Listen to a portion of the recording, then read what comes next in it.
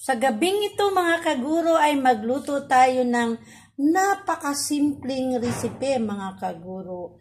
So, andito po yung ating udong. Yan po, yung ating pusit, kamatis, sibuyas, bawang at saka dalawang sili. So, yan lang po yung ating mga ingredients sa ating lulutuin mga kaguro. So, itong udong po dati po ay nilalagay natin ay sardinas mga kaguro. Masarap din po kapag sardinas ang ipanghalo po dito sa ating udong. Ngayon naman po ay ang ihalo natin sa ating udong ay pusit mga kaguro. So let's go mga kaguro. Samahan niyo po akong magluto dito kahit po napakasimple lamang po ito. Maraming salamat!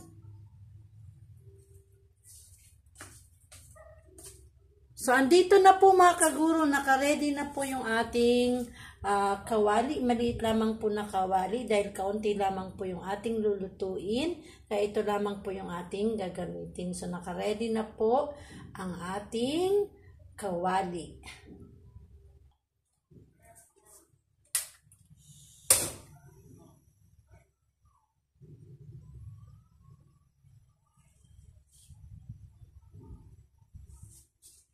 Kunin lang po natin mga kaguro yung ating sandok.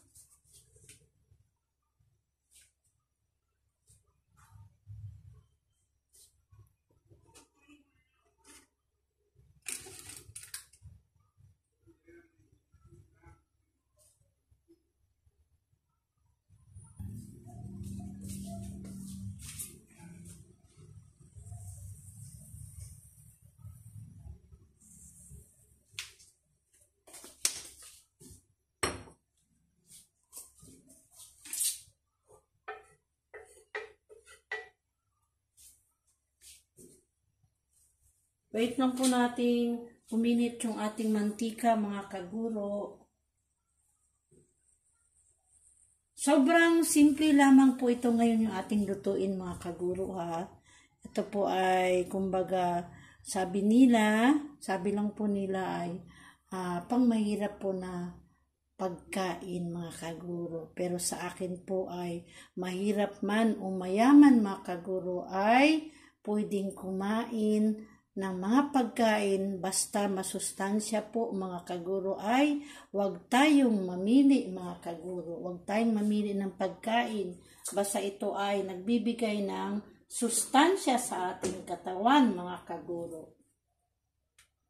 So ayan po, malapit na pong uminit ang ating, tanggalin lang po natin dito yung ating udong. So mainit na po yung ating kawali.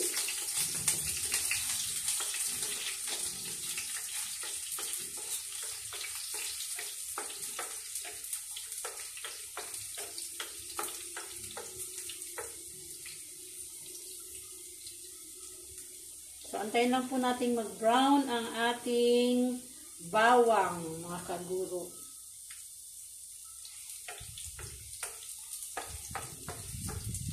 Sa muli po, ako po ay nagpapasalamat po sa lahat pong nanonood po ng aking vlog, mga kaguro. Taos puso po akong nagpapasalamat sa inyo at doon po sa mga nag-subscribe sa akin. Thank you so much po. Nagiging 251 na po ang aking mga subscribers, mga kaguro. Maraming salamat. Tuwang-tuwa po ako mga kaguro. Sana po ay mas kailangan ko pa po ang inyong mga tulong mga kaguro. Sana po ay madagdagan pa po ang aking mga subscribers at ang aking mga viewers.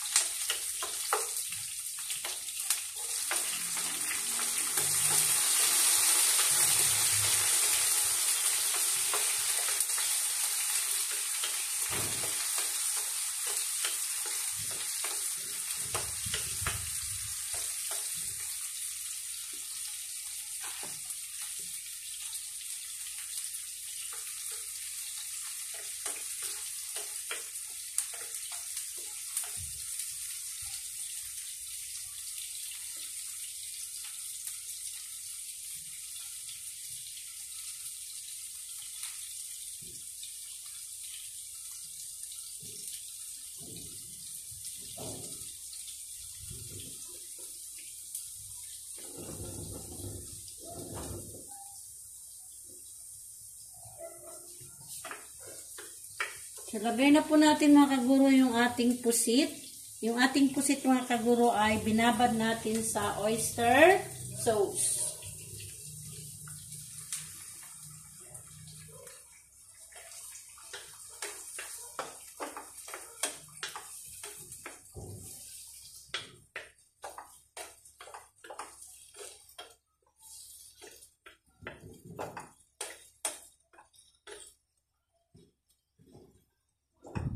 So, wala po siyang tunog mga kaguro nung nilagay natin yung pusit dahil medyo may sabaw po siya. May katas po yung ating pusit. Kaya nung nilagay natin sa mantika ay wala pong tunog. So, medyo ilapit lamang po natin mga kaguro ang ating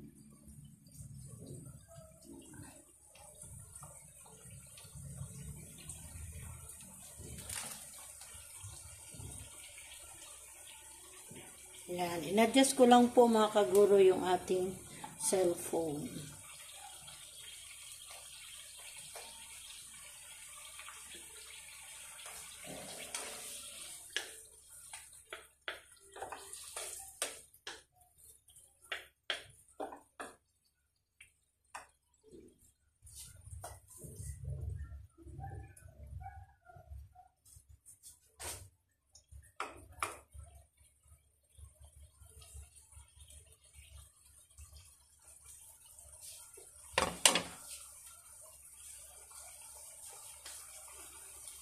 Lagyan po natin siya mga kaguro ng kaunting magic sarap.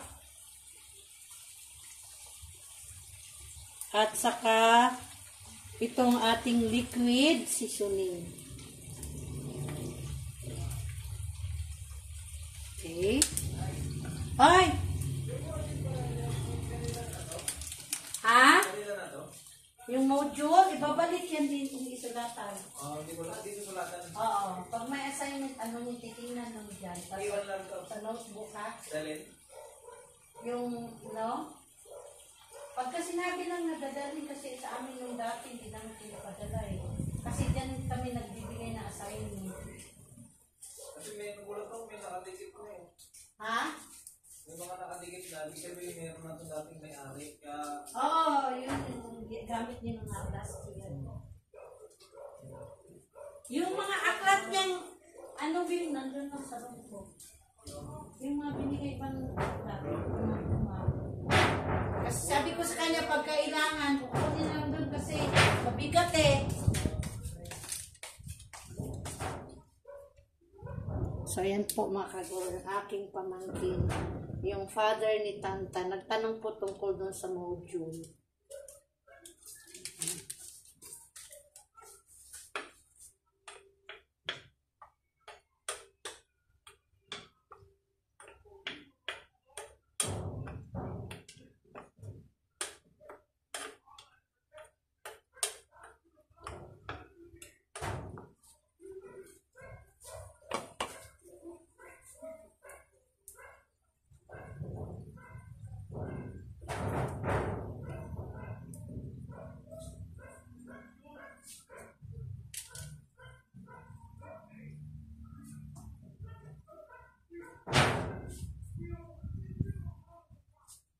Tikman natin mga kaguro kung ano, kung medyo matabang po, lagyan natin siya ng kaunting asin. Titimpla na po natin siya mga kaguro bago po natin siya lagyan ng water para sa sabaw. Tsaka pagkatapos po ay maya-maya naman po ay titikman natin ulit kapag nadagdagan natin ng sabaw ng water. Konting asin na lamang mga kaguro. Kaya po titimpla natin para doon po sisip-sipin talaga yung lasa niya doon sa pusit. So, manunod po sa pusit yung lasa po na tinitimpla natin mga kaguro. So, lagyan lang po natin siya ng kaunting asin.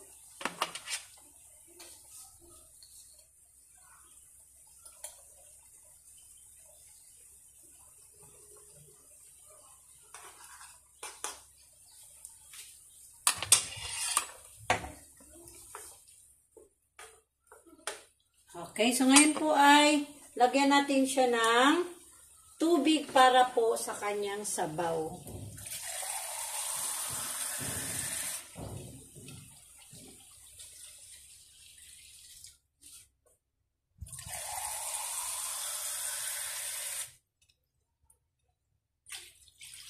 Mga 3 baso siguro mga kaguro yung ating ilagay na tubig.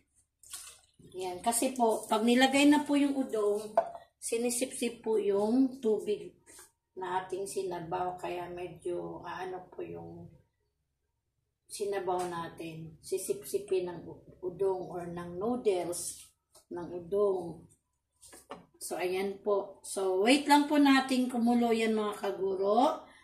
And then, pwede na nating ilagay ang ating udong. Pakuluin po muna natin mga kaguro. Pero bago siya kumulo, ay ilalagay po muna natin ang 2 sili. Yan.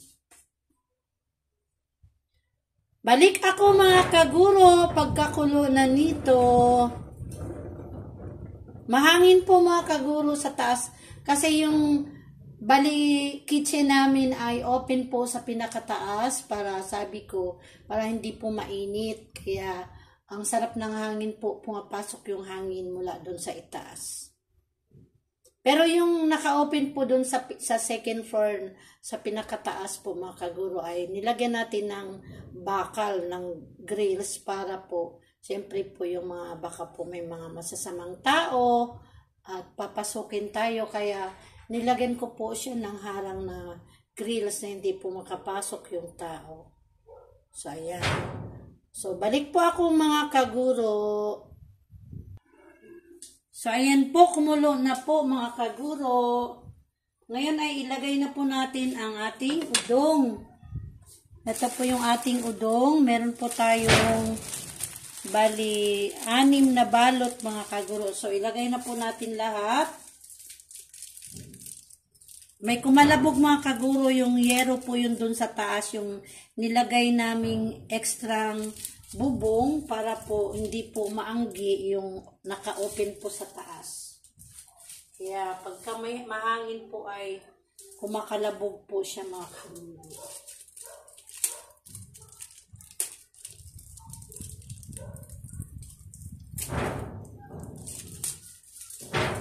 Yan. Narinig po mga kaguro. Yung lakas po kasi ng hangin, tingnan nyo po yung apoy, oh. Maano-ano na rin po yung apoy ng kalan. Napakalakas ng hangin po mga kaguro. Pumapasok dito sa loob. Sarap ng hangin. Saka habang maano po yung hangin, kumakalabog po. Ayun po mga kaguro, lakas. Kumakalabog din po yung ating yero doon sa ekstrang bubong natin. Para wala pong anggi.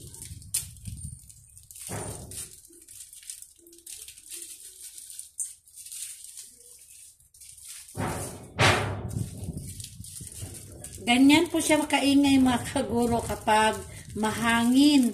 Lalo na kapag may bagyo. Yan, kumakalabog yung yero. Kaya naisipan ko mga kaguro ay parang anuhan siya ng clip sa ibabaw para hindi na siya anuin sa hangin at mawala na po yung ingay o kalabog.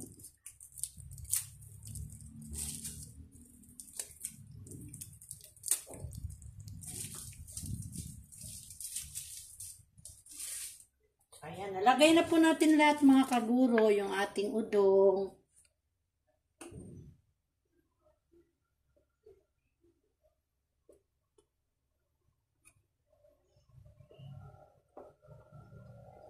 Ngayon lang po tayo nagluto ng pusit mga kaguro na may sabaw na ang nilagay natin o hinalo ay udong.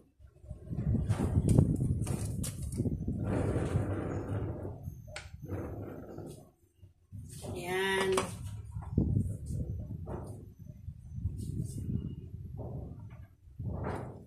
So, ayan po siya mga kaguro.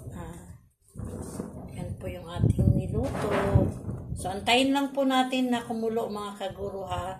So, ayan. So, ilayo na po natin ulit yung ating cellphone kasi baka po uminit.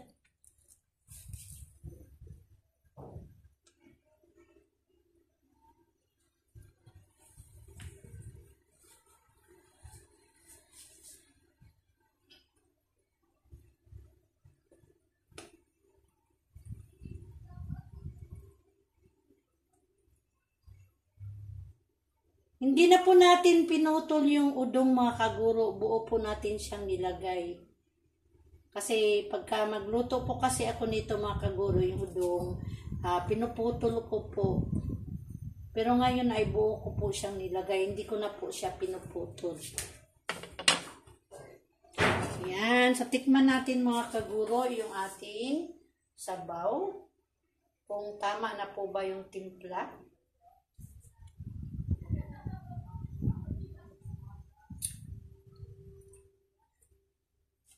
Kaunting asin pa po mga kaguro.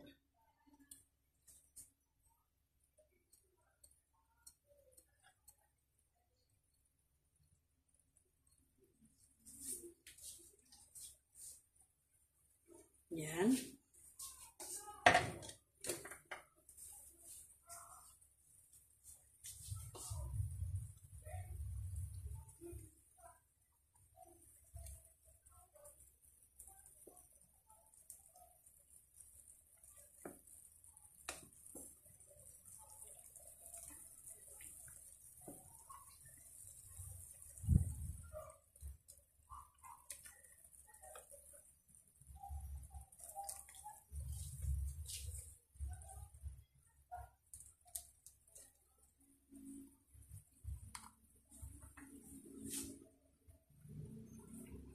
Yan. Tikman po natin ulit mga kaguro. Dahil nilagyan natin siya ulit ng asin.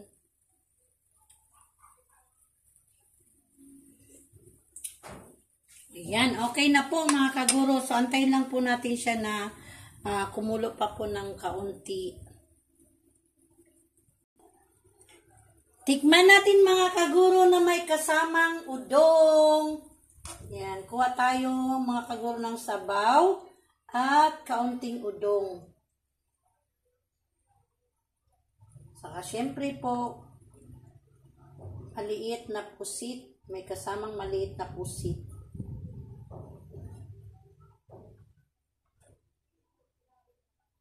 Yan. So, hipan lang po natin mga kaguro. Hello po. Tikman natin yung ating nuluto mga kaguro.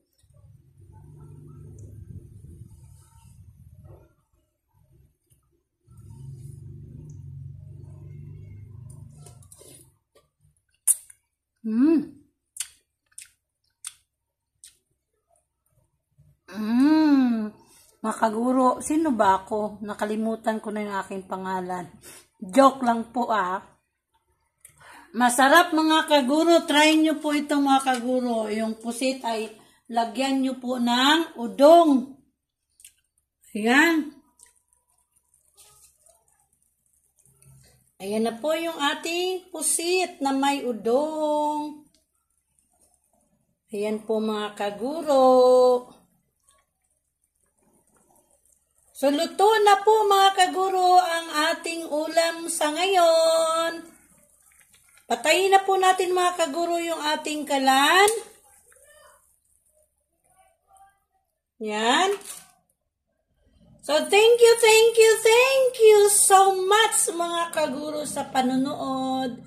Napakasimple ang ating niluluto pero alam ko po nagugustuhan po ninyo itong ating niluto, lalong-lalo na po sa may mga kakayahan lamang po na magluto nito, yung medyo kapos po mga kaguro, dahil kayang-kaya po ito sa budget mga kaguro. So, thank you and God bless! Bye-bye po mga kaguro! See you sa next vlog! Salamat po at nagkakaroon po ako ng time ngayon na makapag-vlog. Dahil po kahit po may gagawin po ako para sa pasok or klase natin bukas, pangalawang araw sa pasukan ng 2023-24 mga kaguro. So, bye-bye! Thank you mga kaguro!